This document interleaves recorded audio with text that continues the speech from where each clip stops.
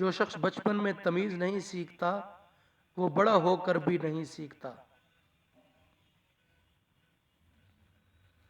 عاجزی میں کامیابی، تکبر میں ناکامی، سچ میں خوشی، جھوٹ میں پریشانی، صبر میں برکت، غصے میں نقصان، گناہ میں بیماری اور استغفار میں شفا ہے۔ اس سے تو خاموشی بہتر ہے کہ کسی کو دل کی بات کہہ کر پھر اسے کہا جائے کہ کسی سے نہ کہنا۔ کسی کو اتنا پیار دو کہ گنجائش نہ چھوڑو، اگر وہ پھر بھی تمہارا نہ بن سکے تو اسے چھوڑ دو، کیونکہ وہ محبت کا طلبگار ہی نہیں بلکہ وہ ضرورت کا پجاری ہے۔ میرے اچھے وقت نے دنیا کو بتایا کہ میں کیسا ہوں، اور میرے برے وقت نے مجھے بتایا کہ دنیا کیسی ہے۔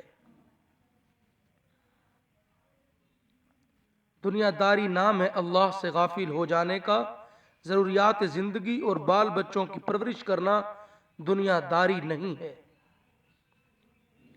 میں پوری زندگی دو بندوں کو تلاش کرنے پہ بھی تلاش نہ کر سکا، ایک وہ جس نے اللہ کے نام پہ دیا اور غریب ہو گیا ہو، دوسرا وہ جس نے ظلم کیا ہو اور اللہ کی پکڑ سے بچ گیا ہو۔ آپ کے اخلاق کی قدر بھی لوگ اس وقت کریں گے جب آپ کے پاس دولت اور طاقت ہو۔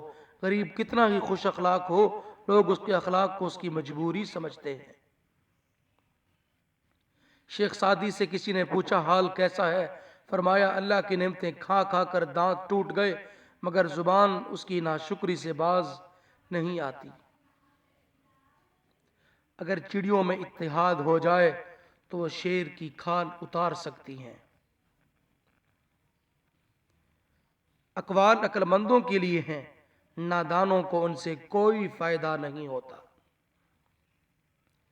اپنے حصے کا کام کیے بغیر دعا پر بھروسہ رکھنا حماقت ہے، اور اپنی محنت پر بھروسہ کر کے دعا سے گریز کرنا تکبر ہے۔ جب مجھے پتہ چلا کہ محل کے نرم بستر پر اور جھونپڑی کے ٹاٹ پر سونے والے خواب ایک جیسے اور قبر بھی ایک جیسی ہوتی ہے تو مجھے اللہ کے انصاف پر یقین آ گیا۔